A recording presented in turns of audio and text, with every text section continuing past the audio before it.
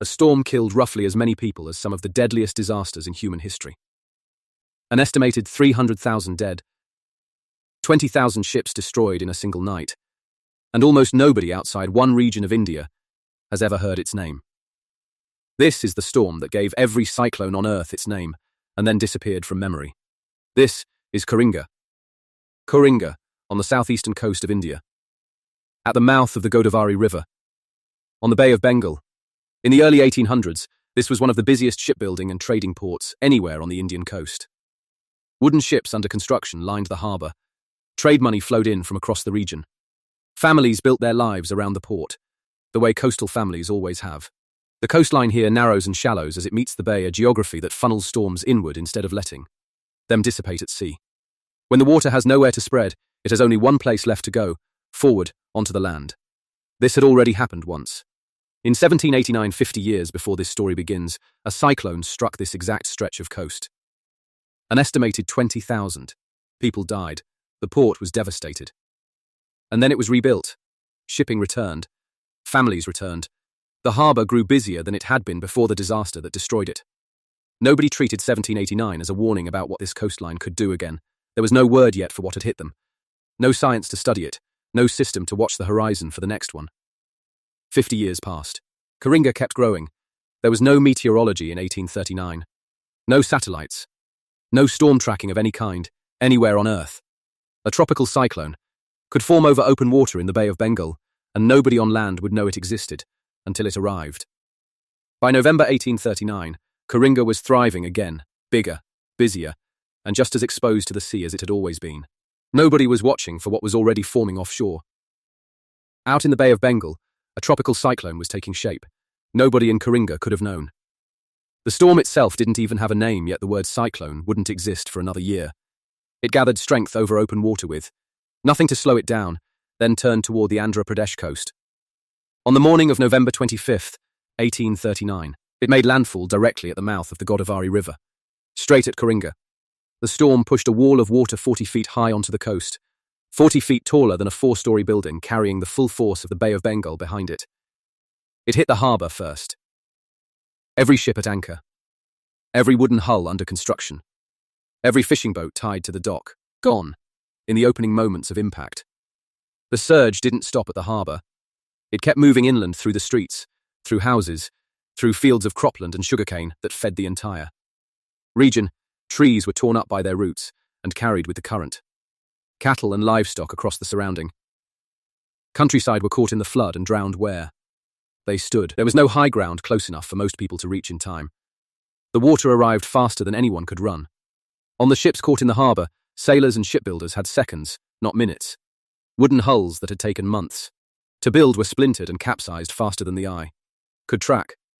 Survivors reported clinging to floating wreckage as the surge carried them inland away from the sea, entirely dropping them, if they survived at all, far from where they had started, surrounded by debris, with no harbour left to return to.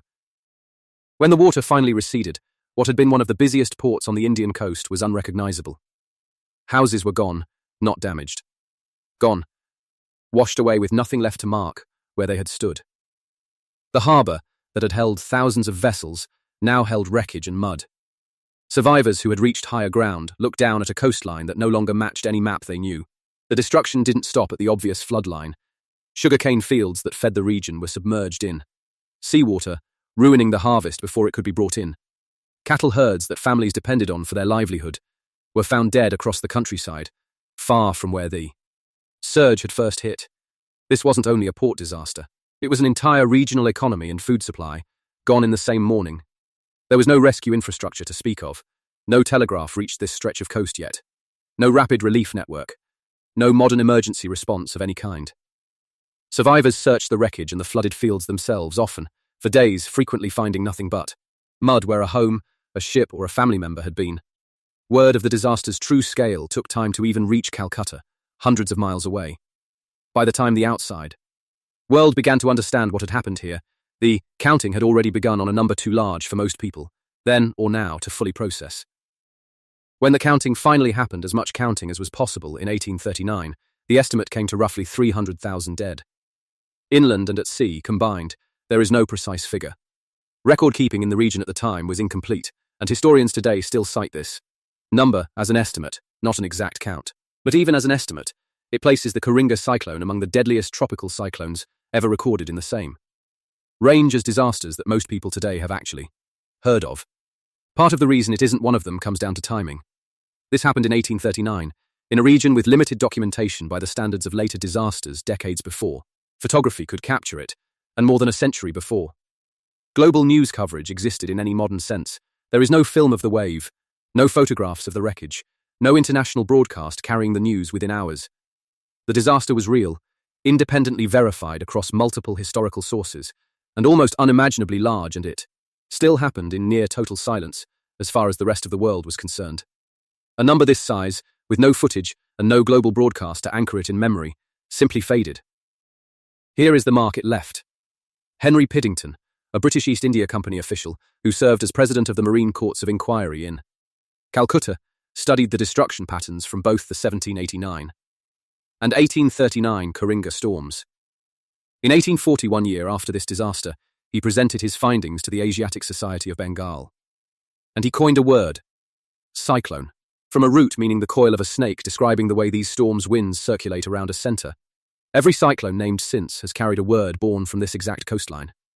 The deadliest storm type in human history did not have a name until after Coringa was destroyed for the second time. The science that would eventually track, name, and warn people about storms like this one arrived 1 year too late to save anyone here. And the survivors who lived through it made a decision. They did not rebuild the port. Many considered the site cursed and refused to return. Some migrated away from the coast entirely, choosing to start over far inland rather than risk this coastline a third time. British officials later referred to part of the area as Hope Island, a name that reads, in hindsight, almost like an apology. Coringa, once one of the busiest shipbuilding ports on the Indian coast, never recovered its former scale. It remains a small village today. The Bay of Bengal still produces some of the deadliest tropical cyclones on Earth, the same geography that destroyed Coringa twice in 50 years hasn't gone anywhere. Every time a meteorologist anywhere in the world uses the word cyclone, they are using a word that exists because of what happened on this coastline. The storm that named the word still doesn't have your attention. 300,000 people. 20,000 ships.